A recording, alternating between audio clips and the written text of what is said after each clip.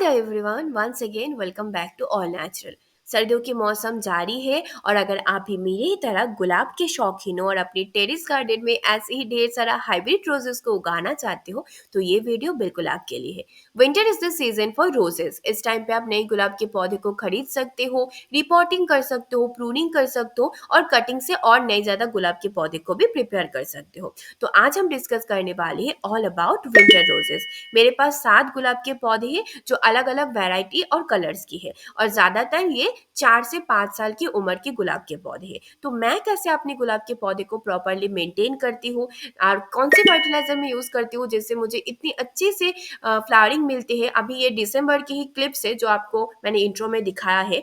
तो कब कब आपको फीडिंग करनी है, कब आपको प्रूनिंग करनी है, फिर थोड़ा बहुत डोरमेंस और मेरा कुछ पर्सनल टिप्स भी आपके साथ शेयर करने वाली हूँ। तो शायद वीडियो थोड़ा सा लंबा खींच जाए लेकिन वीडियो को एंड तक जरूर देखना।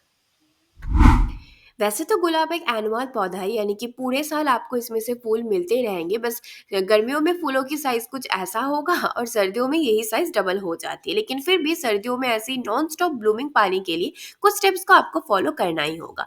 तो सबसे पहला स्टेप जो मैं फॉलो करती हूँ वो है डोरमेंसी। डोरमेंसी एक बेसिकली ऐसा पीरियड होता है जब उस टाइम पे गुलाब में ना ही कोई नया ग्रोथ आती है, ना ही कोई फूल खिलते हैं और ना ही कोई नया शाखाएं निकलती है। जस्ट लाइक सर्दियों के मौसम में गुड़हल के पौधों में कोई फूल नहीं आते हैं, बिल्कुल ग्रो नहीं होती है, बिल्कुल उसी तरीके से गुलाब में भी डोरमेंसी आती है। और ये एक रेस्टिंग पीरियड होता है। गुलाब अपने एनर्जी को स्टोर करके रखता है ताकि जब नेक्स्ट स्टेप पे हम उसमें हार्ड प्रूनिंग करें तो और ज्यादा नई शाखाएं निकल पाए, बेशल सूट निकल पाए सर्दियों के मौसम में। इसीलिए डोरमेंसी पीरियड बहुत इंपॉर्टेंट होती है। मतलब जब भी बारिश खत्म हो जाती है तब से लेके पूरे अक्टूबर अक्टूबर आपको पूरा गुलाब में डोरमेंसी मेंटेन करनी है।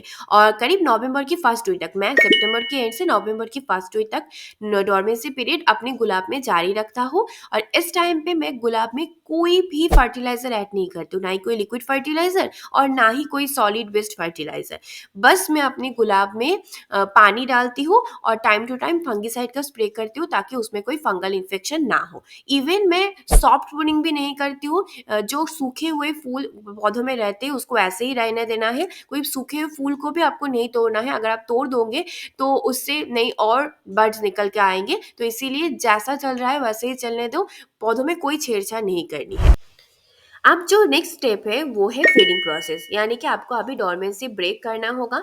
नवंबर के करीब फर्स्ट वीक में ही, मतलब अगर आप सेकेंड वीक में नवंबर में प्रूनिंग कर रही हो तो उसके करीब 10 से 7 दिन पहले आपको पौधों में फीडिंग करना होगा। और ये एटलीस्ट 1 वीक का गैप बहुत इंपॉर्टेंट है क्योंकि एकदम से डोरमेंसी ब्रेक करके अगर आप पौधों में हार्ड प्रूनिंग कर दोगे ना तो कभी कभी पौधा मर भी सकता है क्योंकि उसके पास कोई पोषक नहीं है। बारिश के पानी की वजह से ज्यादातर न्यूट्रिएंट भी धो चुकी है और उसी के साथ साथ आपने 1 महीने तक उसको कोई खाना नहीं दिया है। इसीलिए आपको अभी इसमें अच्छे से एटलीस्ट 1 वीक पहले उसको आपको ऑर्गेनिक कंपाउंड से फीडिंग करनी है। तो सबसे पहले तो आप सारे मिट्टी को अच्छे से गुड़ाई कर लीजिए। जितना मिट्टी आप गमले से हटा पाओ उतना ही आप हटा देना। एटलीस्ट जब तक रूट्स ना दिखने लग जाए तब तक तो आपको सारी मिट्टी को हटाना ही है। अब आप उसमें सारे ऑर्गेनिक कंपाउंड मिलाते जाए, जिसमें से सबसे ज्यादा अमाउंट में आपको वर्मी कंपोस्ट नहीं तो कोई भी किचन कंपोस्ट मिलानी है। इस जगह पे अगर आप गोबर की खाद को ऐड कर पाओ तो बहुत बेस्ट होगा क्योंकि गुलाब के पौधों के लिए गोबर की खाद सबसे ज्यादा अच्छी होती है। मेरे यहाँ पर नहीं मिलती इसीलिए मैं वर्मी कंपोस्ट ही यहाँ पर मिला रही हूँ। तो सबसे ज्यादा अमाउंट में आपको वर्मी कंपोस्ट ही चाहिए। उसके बाद आप सेम अमाउंट में कोकोपीट और बोन मील लेना। बोन मील बहुत इंपॉर्टेंट है इस स्टेप में क्योंकि आगे जो इतना ज्यादा फूल आएगा उस फूल को बहुत दिनों तक खिले रखने के लिए बोन मील का होना बहुत इंपॉर्टेंट है। आप इसमें थोड़ा सा नीम खली भी ऐड करना ताकि जो भी फंगिसाइड का प्रॉब्लम है बरसात की वजह से वो मिट्टी से दूर हो जाए।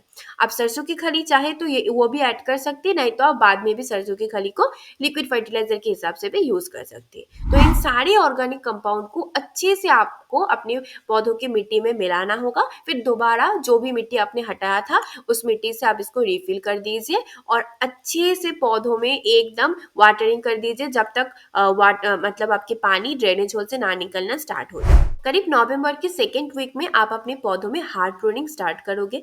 हार्ड प्रूनिंग करने का फायदा ये है कि इससे आप में के पौधों में से और ज़्यादा नई बेसल सूट निकल कर आएंगे, और उसी के साथ जो मेन ब्रांचेस है उसमें से और ज़्यादा सब ब्रांच निकल कर आएंगे। लेकिन प्रूनिंग के पहले और बाद में भी आपको कुछ स्टेप फॉलो करना होगा, क्योंकि गलत हार्ड प्रूनिंग करने की वजह से कभी कभी आपकी गुलाब की पौधा मर भी सकता है। तो इसीलिए आपको प्रॉपरली कैसे प्रूनिंग करनी है उसकी एक डिटेल वीडियो मैंने ऑलरेडी बनाई है।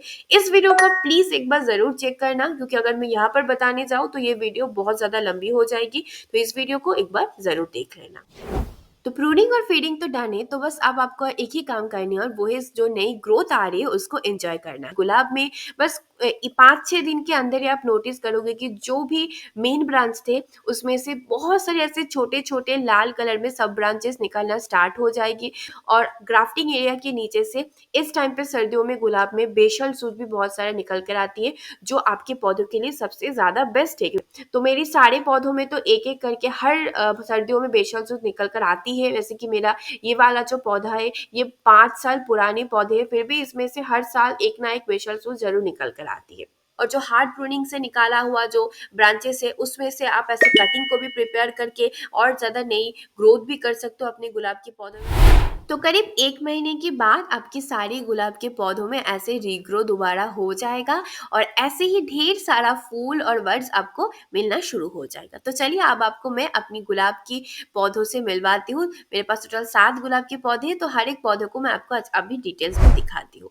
तो सबसे पहले ये तो है मेरा मिनिएचर रोज। इसमें सबसे ज्यादा हेवी ब्लूमिंग है, इतना ज्यादा फूल आए हैं कि मुझे पत्तों से ज्यादा फूल ही दिखते हैं, और ये पिंक कलर में है। दूसरा ये है मेरा क्लासिक रेड रोज। सबसे ज्यादा बड़ी और सबसे ज्यादा कांटेदार फूल भी यही है। फिर ये है मेरा एक सैल्मन ऑरेंज कलर की रोज। ये करीब 2-3 साल पुरानी मेरे गुलाब के पौधे हैं। तो ये एक टाइगर रोज की वैरायटी है, और ये वाइट और पिंक ये दोनों कलर में है, इन दोनों स्ट्रिप्टेड कलर में।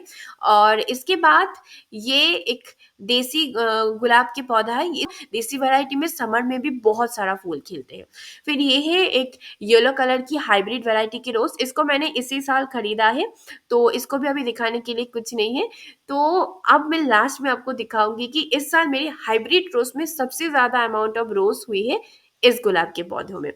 ये भी एक हाइब्रिड टी रोज का ही है, और ये थोड़ा सा क्रीम कलर में आते हैं। आप बस देखिए कि कितना सारा ब्लूमिंग हुआ है, और इसका शेप भी सबसे अच्छे से हुई है, एकदम बुशी टाइप का है। और कितना सारा गुलाब इसमें एक साथ में हुई है, मतलब आप खुद ही काउंट कर लीजिए। अब मैं थोड़ा सा चलती हूँ कि फर्टिलाइजर आपको क्या यूज करनी है। तो बेसिक जो फीडिंग पहला वाला फीडिंग फर्टिलाइजर था उसमें तो मैंने आपको दिखा दिया कि आपको सारे ऑर्गेनिक खाद्य आपको उसमें यूज करनी है। तो अब आपको जब फूल आने लग जाए ना, तो आपको थोड़ा सा बूस्ट अप करने के लिए और ज्यादा फूल को लाने के लिए आपको उसमें थोड़ा सा ऑर्गेनिक और थोड़ा सा केमिकल दोनों फर्टिलाइजर यूज करना होगा। तो इसके लिए मैं पहले केमिकल फर्टिलाइजर को बता देती हूँ। एनपीके और डीएपी और सीवीड फर्टिलाइजर, ये तीनों चीजों को मैं अल्टरनेटिवली यूज करती हूँ। ज्यादातर मैं एनपीके को यूज करना पसंद करती हूँ। अगर आपके पास एनपीके नहीं है तो आप डीएपी को भी इस्तेमाल कर सकते हो, लेकिन डीएपी एनपीके को दोनों एक साथ में मत यूज करना। मैं इसको पानी में घोल के भी आप इसको हफ्ते में एक बार दे सकते हो, नहीं तो आप नॉर्मली मिट्टी में भी इसको मिला सकते हो जब आपको फूल मिलना स्टार्ट हो जाए। और सीवीड अगर आपको यूज करनी है तो उसको भी आपको हफ्ते में एक बार ही यूज करना है। मतलब अगर इस हफ्ते आप एनपीके को यूज कर रहे हो तो दूसरे हफ्ते आप सीवीड को यूज कीजिए, लेकिन सीवीड फर्टिलाइजर को आप हमेशा शाम के वक्त ही यूज करना। कभी भी धूप में सीवीड फर्टिलाइजर को मत यूज करना। सीवीड को आपको लिक्विडिफाई करके ही यूज करना है, उसको पानी में घोल के आप अच्छे से पौधों में मिला दीजिए। अगर आपको इसका कोई ऑल्टरनेटिव ऑर्गेनिक फर्टिलाइजर चाहिए तो इसके लिए आप सरसों की खली को पानी में भिगोकर रख दीजिए।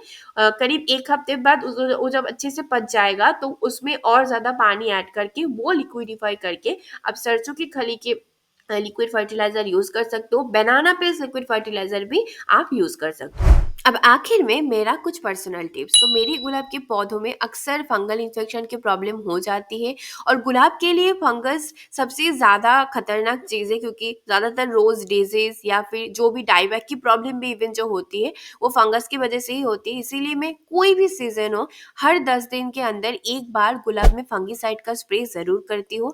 और मैं यहाँ पर इस साफ फंगीसाइड को इस्तेमाल करती हूँ। ये अफोर्डेबल भी है, छोटा सा पैकेट बहुत दिन चल जाता है, और ये मेरा गुलाब के पौधों के लिए बहुत ज़्यादा इफ़ेक्टिव भी है। तो आप भी इस फंगिसाइड को इस्तेमाल ज़रूर कर सकते हो। दूसरा, अगर आपको गुलाब के पौधों के पत्तों में और ज़्यादा शाइन चाहिए और अगर आपकी जो नई-नई शाखाएँ निकल कर आई है, उसमें भी और ज़्यादा ग्रोथ चाहिए, तो उसके लिए आप एक ट्रिक कर सकते हो। आप पानी में एनपीके को घोल के पत्तों में अच्छे से उसको स्प्रे कर दीजिए। आप जिस दिन आप एनपीके को नॉर्मली मिट्टी में मिला रही हो, उसी दिन आप इस काम को कर लीजिए। आप यहाँ पर एनपीके की जगह एप्सम सॉल्ट का भी इस्तेमाल कर सकते हो, वो भी बहुत ज़्यादा फ़ायदेमंद होगा। और आखिर में एक बहुत ही important but basic the things है, वो है वाटरिंग। वाटरिंग आपको गुलाब में बहुत ध्यान से करनी है। सर्दी है तो आपको हर रोज़ वाटरिंग करने की ज़रूरत नहीं है। जब आपकी पौधे की ऊपर वाली मिट्टी थोड़ा-सा ज़्यादा सूख जाए, तभी आप उसमें वाटरिंग कीजिए, क्योंकि ओवर वाटरिंग की वजह से डाइवैक जैसे प्रॉब्लम भी लग सकती है। तो इन सारी चीज़ों का फॉलो कीजिए, और क्योंकि विंटर है तो एक बात ध्यान रखना, चाहे आप वाटरिंग कर रही हो या फिर पौधों में स्प्रे कर रही हो, जो भी काम आप कर रही हो, वो सब आपको सुबह करनी है। शाम के वक़्त गुलाब के पौधों में ज़्यादा कुछ करने की कोशिश मत कीजिए, क्योंकि ज़्यादा ठंडी में अगर आप वाटरिंग करोगे या फिर पत्तों में स्प्रे करोगे, तो इससे पौधों में और ज़्यादा बुरा इफ़ेक्ट होगा। तो जब सुबह थोड़ा बहुत धूप निकल के आए, तभी आपको स्प्रे करना है या फिर वाटरिंग करना है। तो इस बात का भी आप ज़रूर ध्यान रखना। तो ये था मेरा पूरा रोज़ गार्डन का एक ओवरव्यू। तो मैंने तो आपको दिखाया कि कौन-कौन से गुलाब के पौधे मेरे पास हैं। आपके पास भी कौन-कौन से कलर के पौधे हैं, कमेंट करके ज़रूर दिखाना। मैं हर सीज़न की रोज़ केयर को शेयर करने की आपके साथ कोशिश करती हूँ। तो बस चैनल को फ़ॉलो करते जाएँ, और वीडियो अच्छी लगी हो तो एक लाइक और सब्सक्राइब करना बिल्कुल मत भूलना। और ऐसे ही और रोज़ कंटेंट के साथ जल्दी मिलते हैं अगले वीडियो पर।